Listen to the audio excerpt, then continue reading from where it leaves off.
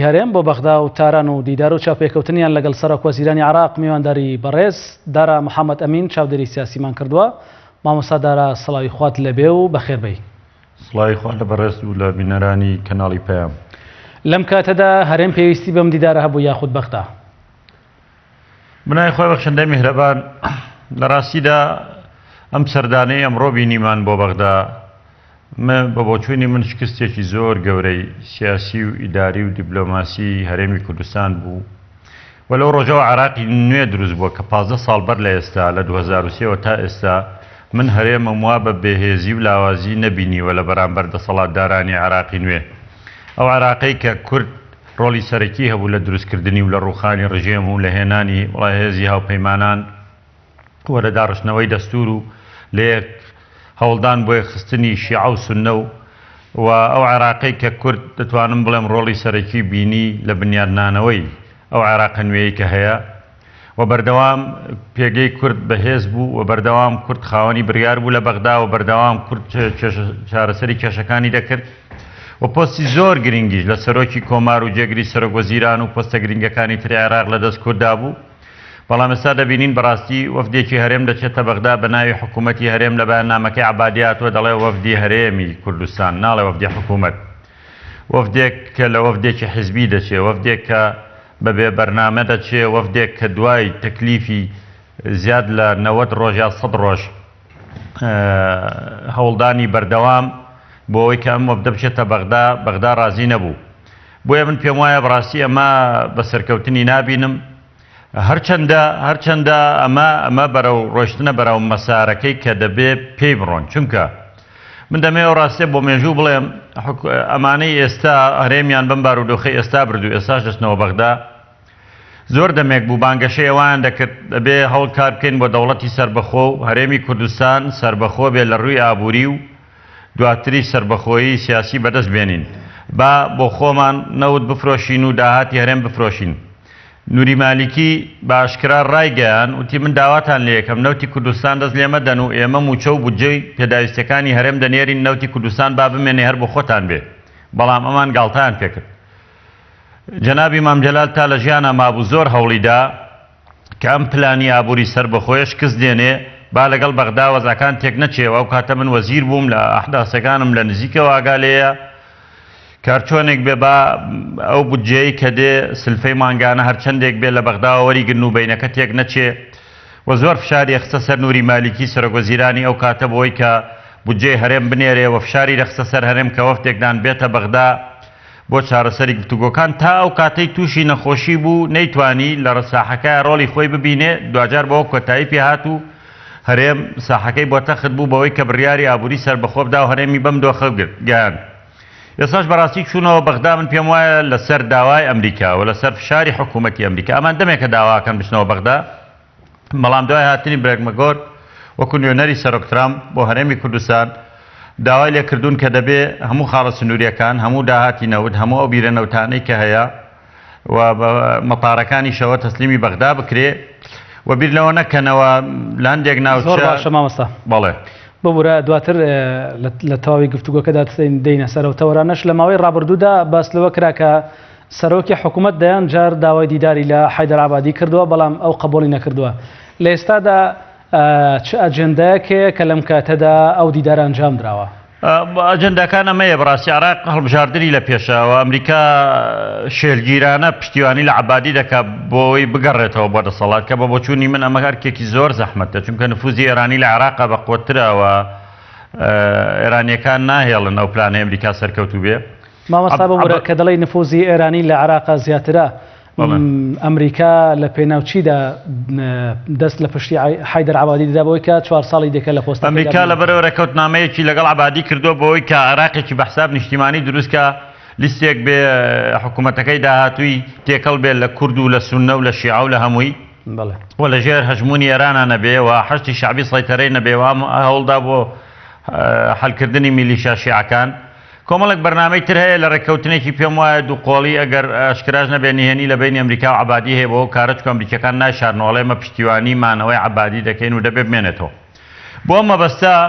هەم عەبادی لەم قۆناغا پێویستی بە حیزبە کوردیەکانە کە پشتیوانی بکەن و کە لانی کەم دوای هەڵبژاردنەکان هاوپەیمانەتێکی لەگەڵ دروستکەن بۆی ببێتەوە سەرۆکوەزیران. هەم ئەمریکا دەیەوێ هەنگاوێکی بۆ بنێ بێ بە کورد بڵێ ئێوە کێشە بۆ عەبادی دروست مەکەن لەم قۆناغی کە ئێستا هەتانە و بیر لەوە مەکەنەوە کە لەگەڵ یا ڕێک نەکەون فڕۆکەخانەکان و خاڵە سنووریەکان و داهاتی هەرێم و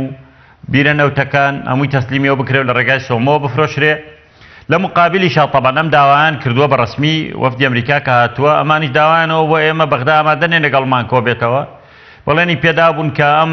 چاپێکەوتنان بۆ ساز بدا و داوای لە عەبادی کردبوو کە بێ بیان بینی یعنی ئەمە ئەمریکا ئەمەی ڕێخست لە پێناوی بەرژەوەندیەکی خۆی تەڵەن ئەوە ئەمریکەکان مێژوو پێمان دەڵێ کە بەردەوام لە پێناوی بەرژەوەندی خۆیان ناکاریان کردو کوردیش باشترین هەموو کەسێکی کورد نەخوێندەواری ژەزانێت کە ئەمریکا چەندین جار کوردی بەم دەردەی ئێستا بردووە. حکوومەت تێرەم ئامادەنە بۆ حساب بۆ بەغدا و بۆ ئێران و بۆ خەڵق و بۆ کەس بکە ئێستا بە ناچاری چوونە بەغدا و لە بەغداشەوە بەرەو ئێران بەڕێکەوتون چکە معلومیشە یعنی کاریگەری ئێران لەسەر عێراق زۆرە و ئەگەر ئەم سەردانانە پێشتر بکرایە من پێم وابوو هەرێمی کوردستان بەم بارودۆخەی ئێستادا نەدەچوو. جەناب دامەژەر بۆدا کە ئەمریکا یەکەم جاری نییە کە کورد بەم دەردە دەباکەواتە کورد لە ڕابردوودا خەیاڵاتی لەسەر وە هەم هەڵچنی بوو کە باسی لەوە دەکرد هاوپەیمانان پشتگیری لە کورد و دۆزەڕەوەکەی دەکات. خۆی ئەمە هەڵە گەورەکە بوو کە دەسەڵاتی کوردی کردی پێی وابوو کە دەبێ هەموو هێلکەکانی بخاتە سەبەتەی ئەمریکا و تورکیاوە و پێی وابوو ئەمریکا پشتیوانی لێ دەکات لە ریفراندۆم و ئەمریکا ڕێگە نادا هێزەکانی عێراقی پەلاماری ئەم ناوچانە بدەنەوە و کارەسانی زۆر بۆ ئەمریکا کرا لە ڕوخانی ڕژێم و تا دواتر تا لە ناوبردننی داعش و تا کاری تر و کۆمپانیا ئەمریکیەکان هات هەرێمی کوردستان بە نرخێکی زۆر هەرزان داهاتێکی زۆریان لە هەرێمی کوردستان برد و بنکەوپێکەکانی ئەمریکاش لە ناوچەکە هەمووی هەن و بەڵام دەرەنجامی ئەمریکایەکان زۆر بەڕاشکاوی پشتیوانیان لە حەیدەر عەبادی کرد و ئامادە نەبوون گوێ لە هەرێم بگرن و جوابی تەلەفۆنەکانیشان بنەوە و هیچ بەرپرسێکی هەرێمیش ببینین دەتوانین بڵێن ئەمە یەکەم سەردانە لە بینی ئەمریکیەکان و هەرێما بووە و سەردانەکەش بۆەوە بە هەرێم بڵێن باش گوێ بگرن ئێوە بەشێکن لە عێراقی فیدرال جارێکتر بیر لەسەر بەخۆی و نەکەنەوە و هەرێمیش ئەو دەسەڵاتانەی هی فیدراالی هەمووی بگەڕێنەوە بۆ بەغدا لە مقابلی شا بەغدا ئامادەیە لەگەڵتان دابنیشێ و گوێتان بۆ بگرێ کە پێم وایە ئەمە دەرەنجامەکەی بەغدا ئامادەیە با بڵێن هەندێک پشتیوانی بۆ لە پێناوی حەقێکی دەستوری خەڵکی کوردستانە بەڵام بەغدا دەیەوێ موچە بنێرێ یان چەند سلفەیەک پارە بنێرێ ئەمانی ویسیان لەم سەروبەندەیە سەردانێکی بەغدا بکەن بۆی بە خەڵک بڵێن ئەم موچە و پارەی کە دێەوە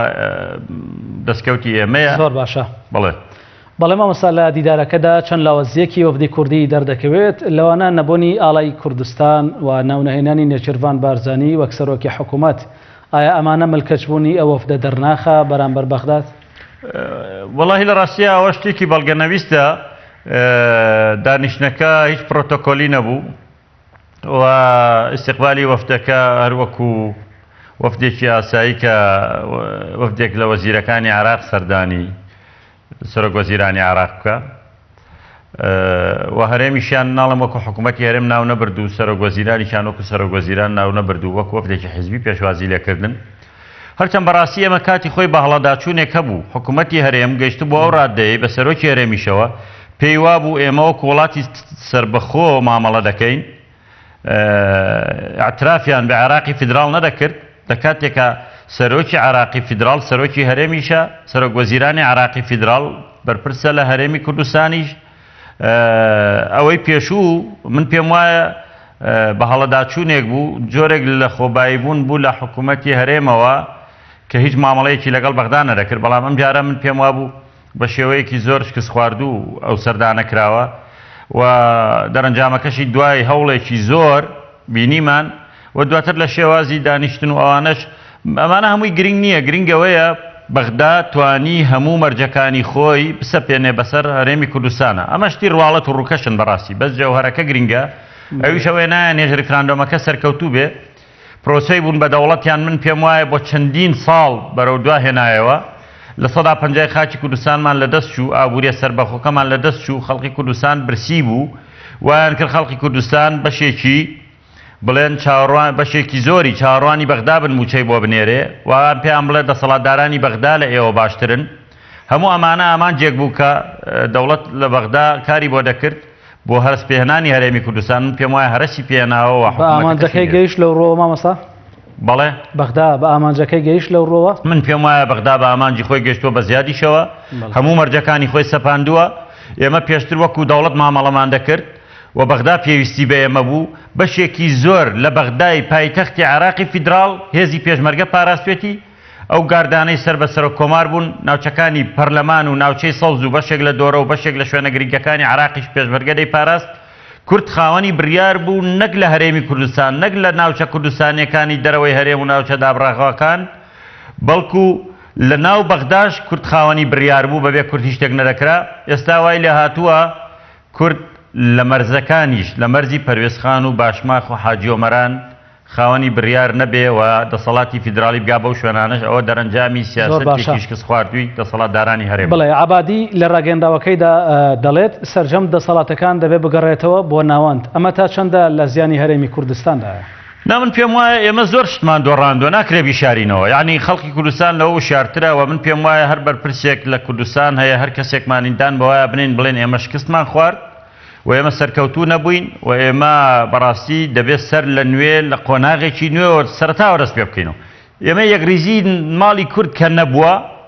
ئەوەشمان هەر لە بین برد یعنی ئێستا ئەوەش ئەمەلێکی ئەوش نەماوە بەغدا هەموو مەرجەکانی خۆی ئەوەی ویستێتی جێبەجێ بووە و ئەمەش بە بێگومانم پیان جێبەجێیەکە فڕۆکەخانەکان تا ئێستا بۆ یعنی زیاد بۆ 2 مانگیش دەچێت ئەمریکا و نەتەوە گرتوەکان و یۆنامی و یەکێتی ئەوروپا و کێوکێ داواکەن فڕۆکەخانەکان بکرێتەوە لەبەرەوەی ئەوانیش خەڵکیان هەیە و نوێنەریان هەیە و قونسولیەکان هەن و ڕێکخراوە مرۆیەکان هەن و بەڵام بەغدا ئامادە بیکاتەوە تا تەواو هەرێم